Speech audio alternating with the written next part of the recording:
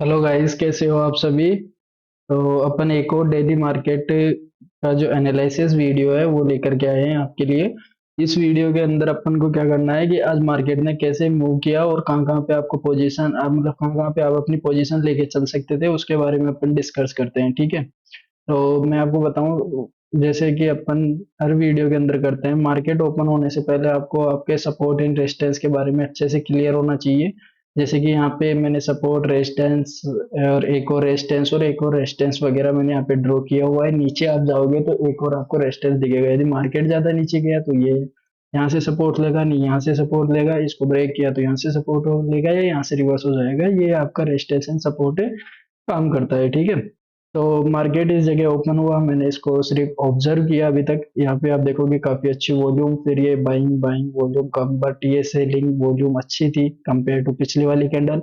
Hammer बना but volume कम थी पिछली वाली कैंडल। देखो एक चीज बताऊं मैं आपको, यदि आपको मार्केट के अंदर ट्रेड करना है इंट्राडे बेसिस पे तो आपको वॉल्यूम देखना काफी कंपलसरी है, और आपको हर कैंडल किस पैटर्न के आधार पे बन रही है वो पैटर्न भी आपको समझना काफी इंपॉर्टेंट है, और कौन सा इस वक्त मार्केट के अंदर पैटर्न बन रहा है वो भी आपको देखना काफी इंपॉर्टेंट है। इंट्राडे के अंदर आप अभी की कैंडल को देख के पोजीशन नहीं ले सकते, उससे जस्ट पीछे वाली कैंडल के ऊपर क्या वॉल्यूम थी और अभी जो कैंडल बनी है उस पे क्या वॉल्यूम है, उसको आपस में कंपेयर करके आप पोजीशन ले सकते हो। आपको थोड़ी अजीब लग रही होगी मेरी बात, बट आप धीरे धीरे मार्केट में प्रैक्टिस करोगे तो ये चीजें आप सीख जाओगे, ठीक है। यहाँ पे हैमर बना, this is a perfect hammer, but आप यहाँ पे देखोगे कि यहाँ पे वॉल्यूम काफी कंपेयर है कंपेयर टू, और आपका जो सपोर्ट है वो इससे काफी दूर है, तो मैं इसको इग्नोर करके चलूंगा अभी के लिए।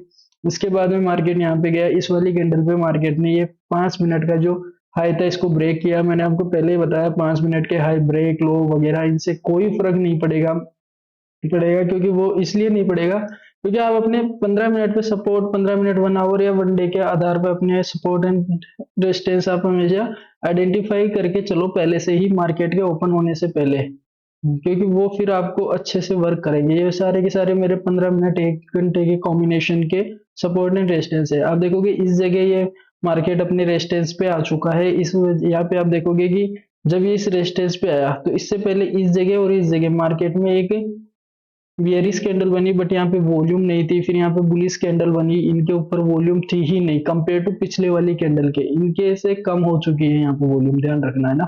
फिर यहाँ से आप देखोगे एक और बियरिश पैटर्न के अंदर एक डोजी बनी है, हैमर बना, लाइक ये भी कुछ हैमर की तरह ही है। और फिर ये एक और बियरिश कैंडल बनी, बट मैंने पहले बोला था यहाँ से कम 4-5 कैंडल कंसोलिडेट करके यदि वो ब्रेकआउट दे तो वो एक काफी अच्छा ब्रेकआउट होगा आपकी सेलिंग पोजीशन के लिए।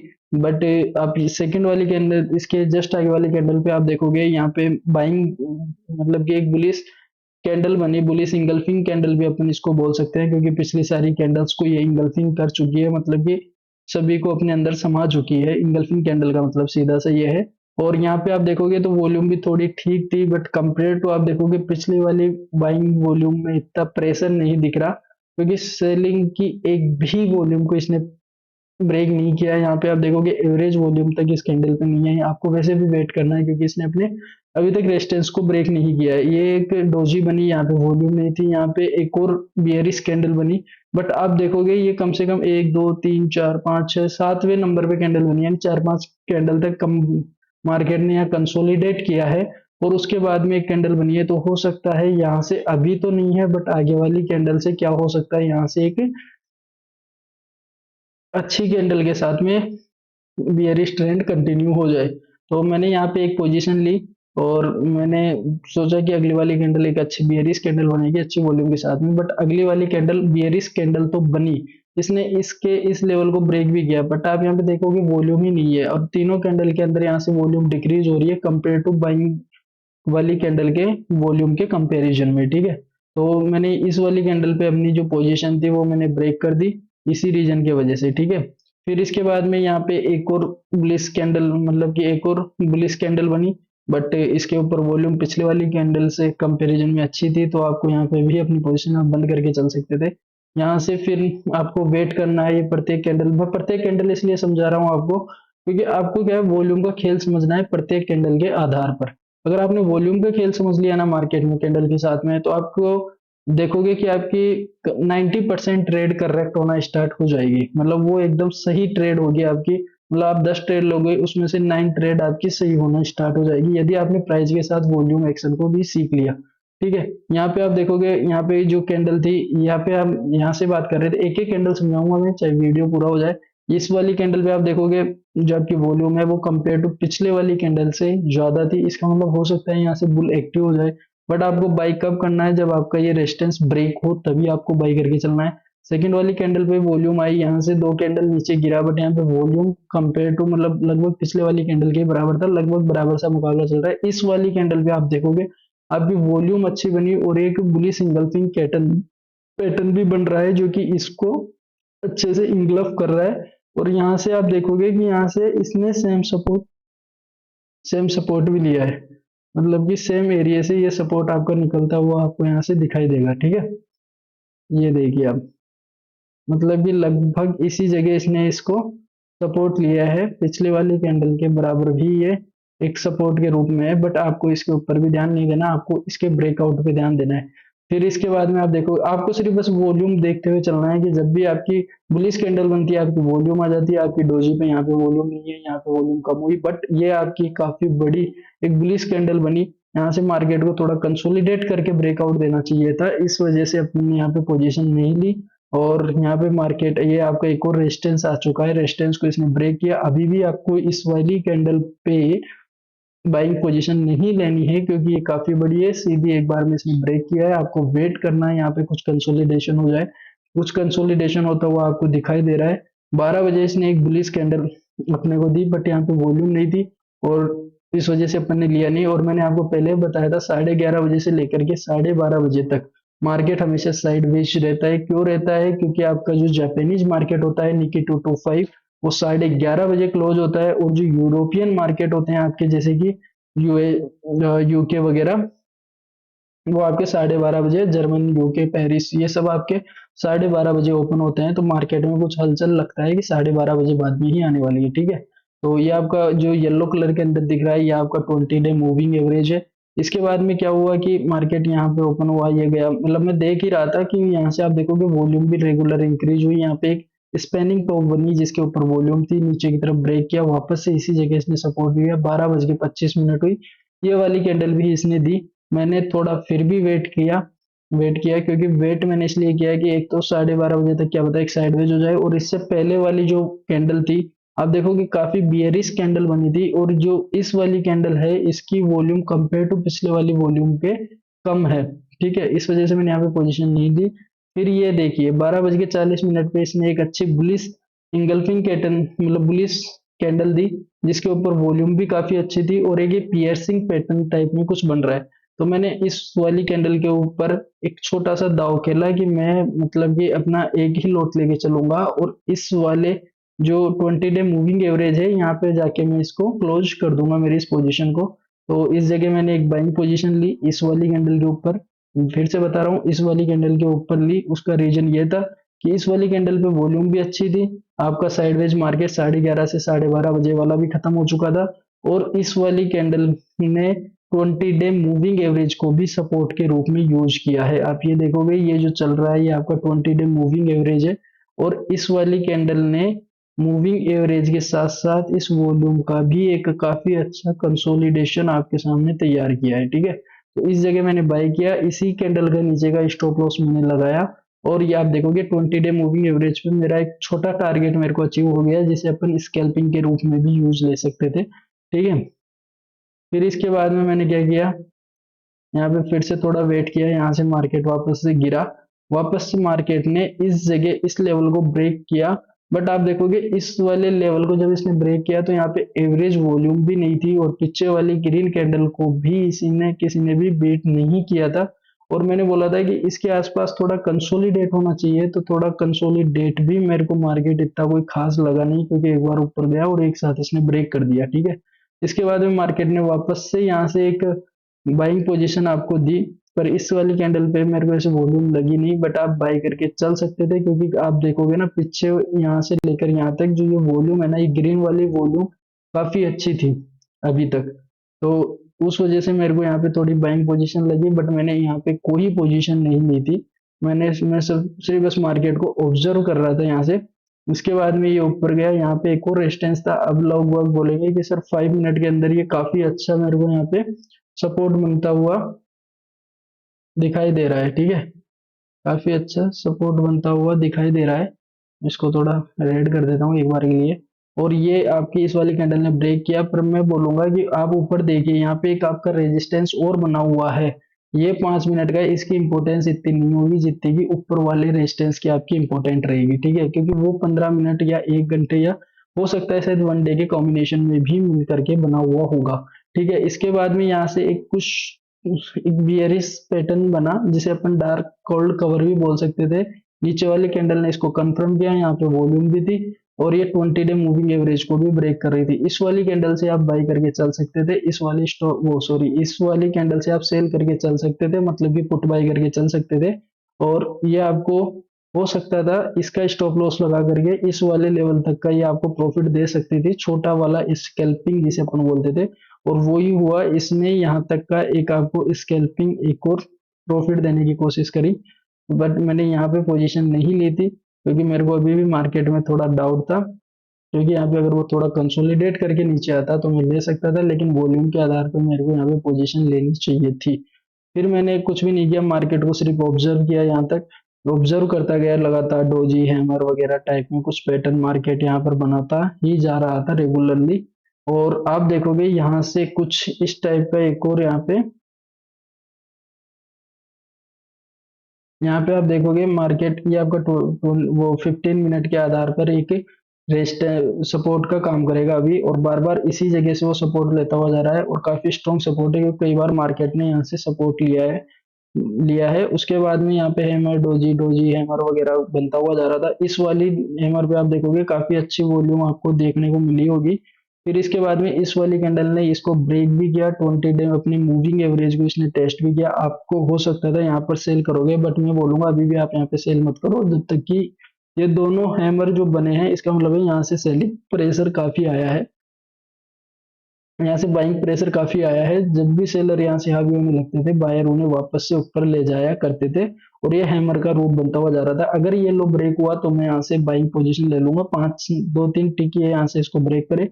इस वाली कैंडल ने जैसे ही यहाँ पे इसको ब्रेक किया था 19,625 पे, मैंने 19,650 यानी 19,650 रुपीज की मैंने यहाँ से पुट बाई कर ली थी। पुट बाई करने का मतलब है मार्केट को सेल करना, और 1:2 का मैंने यहाँ पे अपना टारगेट सेट किया। और आप देखोगे 1, 2 और 3 कैंडल के अंदर यहाँ पे मार्केट ने अपना प्रॉफिट मेरे को दे दिया था। अब मैं आपको बताऊं, आज पूरे दिन के अंदर मैंने 3 ही ट्रेड ली ओनली, और ये मैं एनालिसिस करके आपको बता रहा था, यहाँ से आप ले सकते थे।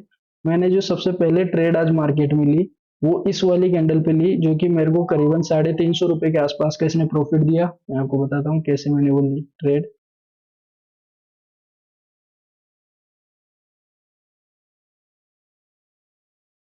इस वक्त आप देखोगे क्या टाइमिंग हो रहा है, 10:30 बजे, 10:30 बज रहे हैं।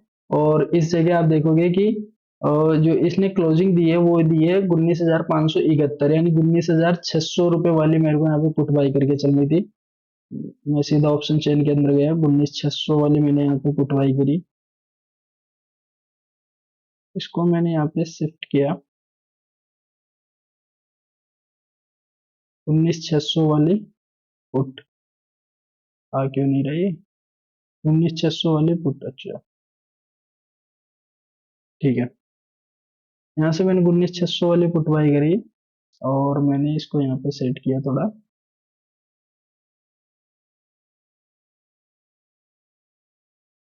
10:30 बजे का मेरा टाइम हो रहा था उस वक्त। यस, 10:30 ये रहा, ठीक है। यहाँ पे देखो मैंने लगा भी रखा था इसमें टारगेट, 10:30 बजे मैंने इसको यहाँ पे बाई किया ये। और नेक्स्ट वाली कैंडल पे जैसे कि मैंने यहाँ पे आपको रीजन दिया था, मेरे को कोई भी वॉल्यूम में इंक्रीज नहीं दिखा ऐसा कोई खास। इस वाली कैंडल पे मेरे को कोई भी वॉल्यूम पे इंक्रीज नहीं दिखा, और जब भी वॉल्यूम यहाँ से रेगुलर डिक्रीज हो रही थी तो इस वाली कैंडल पे मैंने अपनी पोजीशन क्लोज कर ली थी। थोड़ा स्कैल्पिंग के हिसाब से मैंने लिया था। और आप इसकी जो क्लोजिंग प्राइस थी वो थी 41 रुपीज, और मैंने इसको बाई किया था, यहाँ पर आप देख सकते हो यहाँ पे जो मैंने इसको बाई किया था वो 33 रुपीज पर गिरा था और करीबन 7 या 8 रुपए के आसपास मैंने प्रॉफिट जनरेट किया था। 371 रुपए के आसपास का मेरे को यहाँ पे प्रॉफिट हुआ था। पहली तो मैंने ये ट्रेड ली। सेकंड वाली ट्रेड में आपको बता रहा था इस जगह आपकी बनती थी 12:40 पे, बट ये ट्रेड मेरे से निकल गई थी क्योंकि मैं कोई अदर काम करने लग गया था, उस वजह से ये निकल गई थी, मेरा ध्यान बाद में गया। काफी अच्छी ट्रेड थी। फिर बाद में मैंने देखा कि काफी अच्छी वॉल्यूम भी थी, इस जगह वॉल्यूम के साथ में इसने ब्रेकआउट भी किया था। तो मैंने इस वाली सिंपनी टॉप पे वापस से पोजीशन ले ली और इस वाली पोजीशन को मैं लेकर के बैठा रहा और इसमें मेरे को करीबन, मैं बताता हूँ ये भी आपको, काफी अच्छा खासा लॉस हुआ था। 650 यानी कि 700 वाली मैंने यहाँ पे पुट ली थी। इसके जरिए आप थोड़ा समझ लेते हैं अपन इसको। ये वाली थी, इसके अंदर आपका ये फर्स्ट एंड सेकंड गिरा, ये आपका एक डोजी बना। यहाँ से मेरे को थोड़ा बाइंग का लगा, बट ये मेरा स्टॉप लॉस हिट हो गया था इस वाली कैंडल पे, तो मैं इसमें कुछ ज्यादा चर्चा नहीं करना चाहता। मतलब कि ये मेरी एक सबसे बड़ी गलती थी कि मार्केट के बीच के अंदर मैंने ट्रेड ली। या तो मेरे को वेट करना चाहिए था इस वाली पॉइंट तक का, या फिर मेरे को ये पोजीशन नहीं लेनी चाहिए थी, बट मेरे को थोड़ा लालच लगा और मैं देखा ऐसे मार्केट रिवर्स कर जाएगा। कभी भी मार्केट आपके इमोशन के अनुसार रिवर्स नहीं करेगा। आपको अपनी जो स्ट्रेटेजी है उसको फॉलो करके ही चलना है और उसके अनुसार ही आपको बाई सेल करना है, ठीक है। इसके बाद में मैं आपको बताता हूँ, यहाँ से भी मैंने कोई इसमें बाइंग पोजीशन नहीं ली, जबकि यहाँ पे आपकी एक बाइंग पोजीशन बनती थी। यहाँ से आपकी एक सेल पोजीशन बनती थी इस वाले कैंडल पे। इस पे कुछ भी नहीं बनता था क्योंकि डार्क कोल्ड कवर बन रहा था और इसकी कंफर्मेशन की जरूरत थी, जो इसने कंफर्मेशन भी दिया। 20 डे EMA को भी इसने क्रॉस किया, तो यहाँ तक का टारगेट बनता था, बट मैंने यहाँ पे कोई पोजीशन नहीं ली। तो मैंने आपको बताया एक, दो और थर्ड पोजीशन जो मैंने यहाँ पर ली, वो उस वाली इस वाली पे इस वाली पोजीशन पे तो मेरे को काफी पछतावा भी हुआ था कि मेरे को 1:2 का इजीली टारगेट अचीव हो जाता यदि मैं यहाँ पे लेता। तो क्योंकि 55 की कॉल उस टाइम 75 तक गई थी, जिसमें 20 पॉइंट का प्रॉफिट हो रहा था। यदि एक लॉट लेता तो 1000 रुपीज वैसे ही बन जाते मेरे। इसके बाद में ये वाली, इसका मैंने रीजन बताया था, इस जगह मैंने यहाँ पे एक पोजीशन ली थी और ये काफी धीरे चली, 17 रुपए 70 पैसे के आसपास ली और 25 रुपए के आसपास मैंने इसको निकाला। इसके अंदर करीबन 450 रुपए के आसपास मेरे को प्रॉफिट जनरेट हुआ इसमें। ये काफी अच्छी ट्रेड चली मेरी, ठीक है। तो यह हो गया आपका बैंक निफ्टी का आज का जो एनालिसिस था, पूरा कंप्लीट कर लिया अपन ने इसके रिलेटेड। बैंक निफ्टी आज मैंने देखा नहीं क्योंकि मेरे को आज थोड़ा बैंक निफ्टी वैसे ही नहीं देखा थोड़ा, क्योंकि मेरे को निफ्टी 50 में आज ट्रेड करनी थी सुबह से और कैपिटल की भी थोड़ा इश्यू था, उस वजह से भी मैंने आज यहाँ पे इसमें ट्रेड ली नहीं, ठीक है। तो मैं आपको एक कल के लिए ओवरव्यू दे देता हूँ, कल क्या हो सकता है मार्केट में, ठीक है। तो मैं आपको बताऊँ कल के लिए ये काफी अच्छा रेजिस्टेंस का काम कर सकता है कल भी वापस यही, है ना। और काफी यही आपका एक रेजिस्टेंस का काम कर सकता है और ये आपके सपोर्ट के रूप में वर्क कर सकता है कल के लिए। यदि कल मार्केट यहाँ तक गिरता है और यहाँ से कुछ कंसोलिडेट करता हुआ और यहाँ से कुछ एक इस तरह की ट्रेड लाइन को ब्रेक करके ऊपर की तरफ मूव देगा, तो हो सकता है यहाँ से काफी अच्छी आपको बाइंग पोजीशन जनरेट करने को मिल सकती है, ठीक है। तो यहाँ से आप बाई करके चल सकते हो। यदि मार्केट इसको वापस से यूं कंसोलिडेट करता हुआ यदि नीचे की तरफ ये इसको ब्रेक करता है, तो यहाँ से आपकी एक सेल पोजीशन बन सकती है। यहाँ से यदि ऐसे कंसोलिडेट करके नीचे की तरफ ब्रेक करे तो आपको सेल करके चलना है, और कंसोलिडेट करके ऊपर की तरफ ब्रेक करता है तो आपको बाई करके चलना है इसी ही वाले लेवल के लिए। या 15 मिनट में एक ये वाला भी आपके पास में एक अच्छा लेवल हो सकता है, वही लेवल है, ठीक है। और इसके बाद में यदि मार्केट यहाँ से ऊपर जा करके कल इस जगह ओपन होकर के यहाँ से कंसोलिडेट करता हुआ यदि ऊपर की तरफ निकले, तो आपको वापस से वही ट्रेड लाइन ड्रॉ करनी है और हो सकता है वो यहाँ तक भी चला जाए। और यहाँ से यदि वापस कंसोलिडेट करता हुआ मार्केट ऊपर की तरफ जाए तो आपको बाइंग करना है, या फिर यहाँ से मार्केट कंसोलिडेट करता हुआ नीचे की तरफ आए तो आपको देखना है कंसोलिडेट कहाँ पर करना है और यहाँ से नीचे की तरफ आ जाएगा ये, ठीक है। तो ये सिचुएशन आपकी आज कल के लिए निफ्टी 50 में हो सकती है। और बैंक निफ्टी के अंदर भी मैं आपको बता देता हूँ, बैंक निफ्टी में भी यही है, ये काफी अच्छा सपोर्ट के रूप में काम कर रहा है। आज भी करा है, कल भी करेगा मेरे को लग रहा है।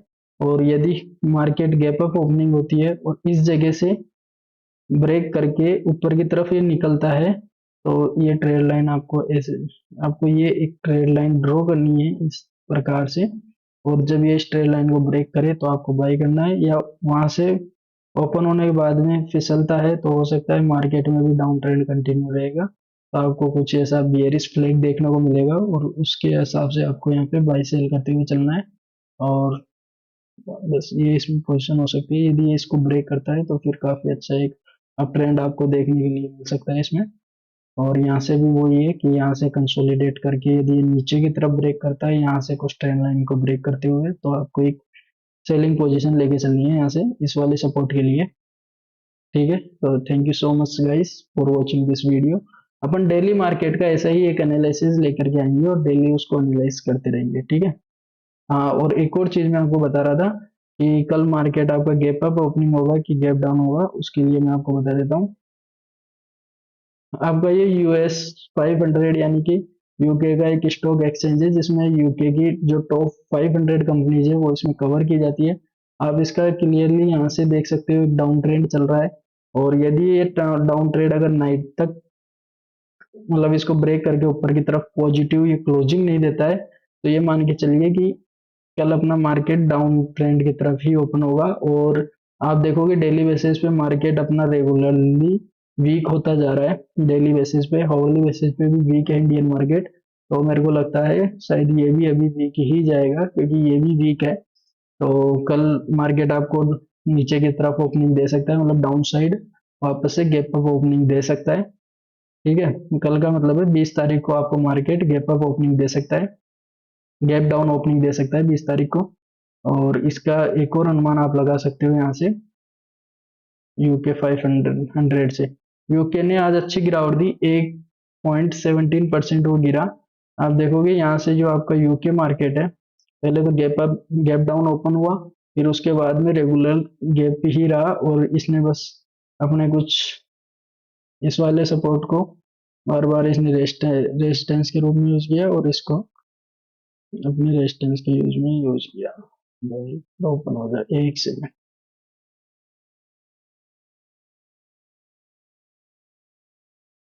इसी रेंज के अंदर आज ये पूरे दिन कारोबार करता रहा, और इसी के आधार पे मैं अनुमान लगा सकता हूँ आपको। यदि चलो काफी लंबा हो जाएगा वीडियो, 5 मिनट और अपन थोड़ा डिस्कशन कर लेते हैं। यदि आप 5:30 बजे की ट्रेड लेते हो तो कई आपको 3 PM स्ट्रेटेजी के बारे में बता दें। 3 PM स्ट्रेटेजी कुछ नहीं होती है, उसके अंदर आइए क्या करते हैं मैं आपको बताता हूँ निफ्टी 50 के अंदर एक बार 3 PM करके। ओके, ये आपका निफ्टी 50 है, इसके अंदर ये क्या क्या करेंगे, जो आपके 3 मिनट के ऊपर जो कैंडल बनी है जैसे कि 3 बजे, यानी कि ये आपका यहाँ पे देख रहे होंगे ये 3:15 मतलब कि 3 बजे हुआ है। ये क्या करेंगे, सिंपली जो आपकी ये कैंडल दिख रही है ना,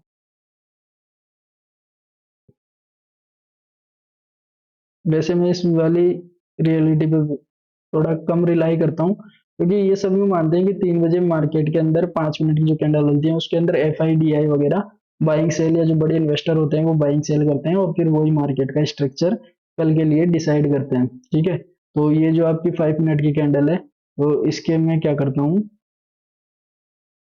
हाई और लो को मैं यहाँ पे रिमार्क कर लेता हूँ। यदि मार्केट 3 बजने के बाद में यदि इसके हाई को यदि ऊपर की तरफ वो ब्रेक करता है तो अगले दिन नीचे की तरफ जाएगा, और वो अगर ऊपर की तरफ ब्रेक करेगा तो वो ऊपर कंटिन्यू करता चला जाएगा। और ये क्या करते हैं अधिकतर यहाँ से BTST ट्रेड ले लेते हैं, मतलब आज बाई कर लेंगे कॉल, ताकि वो कल ऊपर की तरफ जाए। और यदि मार्केट यहाँ से इसको ब्रेक करके नीचे की तरफ गया तो BTST के अंदर क्या करेंगे, पुट बाय कर लेंगे और ये मानेंगे कि कल मार्केट गैप डाउन ओपन होगा। ठीक है, तो ये स्ट्रेटेजी पे मैं भरोसा नहीं कर सकता क्योंकि आप किसी एक कैंडल को देख के जज नहीं कर सकते कि कल आपका मार्केट गैप डाउन ओपन होगा कि गैप अप ओपनिंग होगी। ठीक है, तो यहाँ से आप देखोगे इस वाली कैंडल ने यहाँ से ब्रेक किया तो ये नीचे की तरफ गया, तो ये क्या है मतलब कि आप आधे घंटे के लिए यदि इसमें काम करोगे तो ठीक है, आधे घंटे से ऊपर के लिए कल के लिए BTST करके चलोगे वो थोड़ा ठीक नहीं रहेगा। ठीक है, तो इसके लिए आप एक अच्छा काम ये कीजिए कि आप ये देखिए कि पहले तो यूके मार्केट क्या कर रहा है। यूके मार्केट यानी कि जो आपके ब्रिटेन का मार्केट है उसको बोलते हैं, जिसको अपन FTSE 100 के FTSE 100 के नाम से भी जानते हैं।